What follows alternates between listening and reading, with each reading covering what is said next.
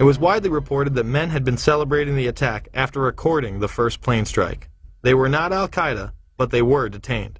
I grabbed my binoculars and I could see the towers from my window. And this is where I'm looking. And all of a sudden, down there, I see this van park.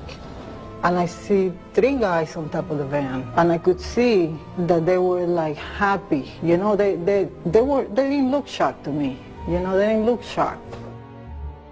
There was a group of Israelis, some of whom later were revealed as Mossad assets, who were arrested after cheering and high-fiving and videotaping the crash of the airplanes into the World Trade Towers.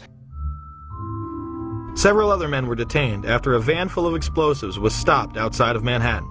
Earlier we had heard that an FBI spokesperson said that there was a report on the George Washington Bridge, which is another facility which you folks are responsible for policing, a report that there had been a van stopped there that had explosives. Asked this week about another sprawling investigation and the detention of 60 Israelis since September 11th, the Bush administration treated the questions like hot potatoes. I would just refer you to the Department of Justice with it. I'm not familiar with the report. I'm aware that some Israeli citizens have been detained. With respect to why they are being detained and the other aspects of your question, whether it's because they're in intelligence services or what they were doing, I will defer to the Department of Justice and the FBI to answer that.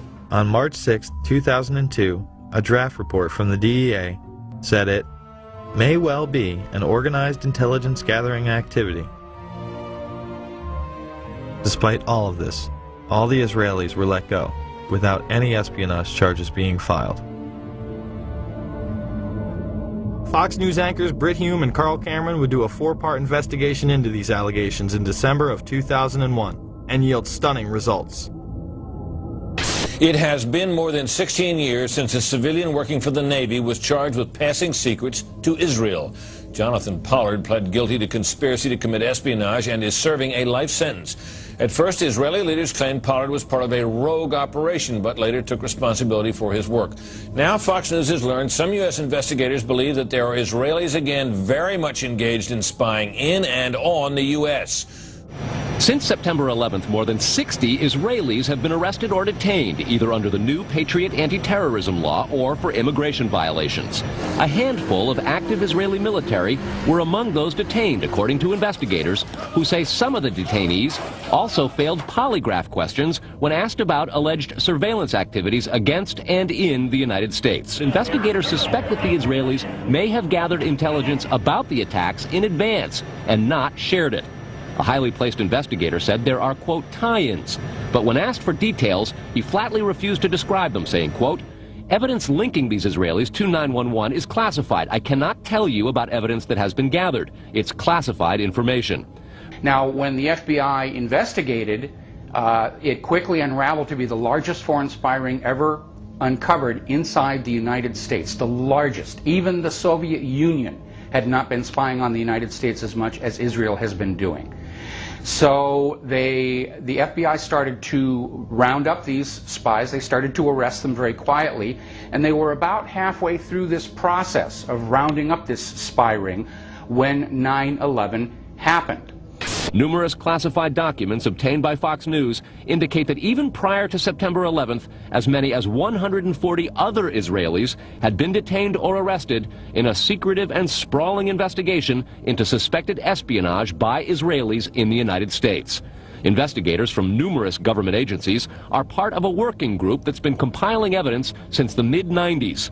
These documents detail hundreds of incidents in cities and towns across the country that investigators say, quote, may well be an organized intelligence gathering activity. The first part of the investigation focuses on Israelis who say they are art students from the University of Jerusalem and Bezalel Academy. Documents say they, quote, targeted and penetrated military bases, the DEA, FBI, and dozens of other government facilities, and even secret offices and unlisted private homes of law enforcement and intelligence personnel. The majority of those questioned, quote, stated they served in military intelligence, electronic surveillance intercept, and/or explosive ordnance units. Why would Israelis spy in and on the U.S.? A General Accounting Office investigation referred to Israel as Country A and said, quote, according to a U.S. intelligence agency, the government of Country A conducts the most aggressive espionage operation against the U.S. of any U.S. ally. The document concludes, quote, Israel possesses the resources and technical capability to achieve its collection objectives. What about this question of advanced knowledge of what was going to happen on 9/11? How clear are investigators that some Israeli agents may have known something? Well, it's very explosive information, obviously, and there's a great deal of evidence that they say they have collected, none of it necessarily conclusive. It's more when they put it all together. A bigger question, they say, is how could they not have known? Almost a direct quote, Brett.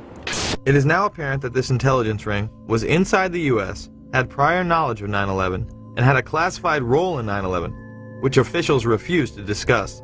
It was also able to penetrate U.S. intelligence agencies and secret offices, yet all were released. The men who were detained due to the report they were taping the first plane crash and then celebrating and joking about it actually went on television and admitted it was their job to record the attack.